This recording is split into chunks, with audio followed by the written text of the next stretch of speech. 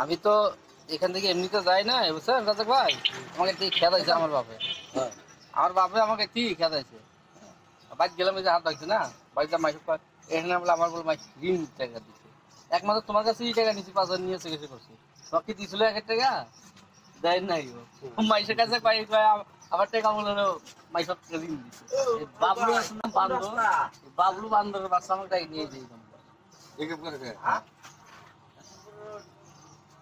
আমি বাড়িতে গেছি সেজন্য নাইবে রাত্রেবেলা ফোন দিয়ে ডাক দিতে পারি, তুই সকালে আয়।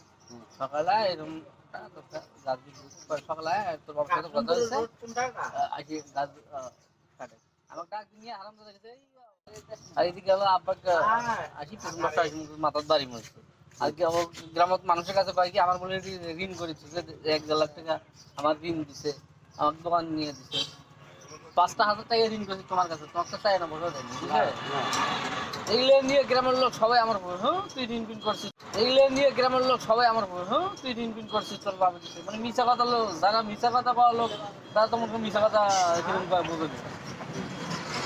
বাড়ি মাসে মাথা একবারে 7টা বাড়ি মাথার উপর বরাবর মারে, পরে আমি হাত দিয়ে করে হাত দিলাম।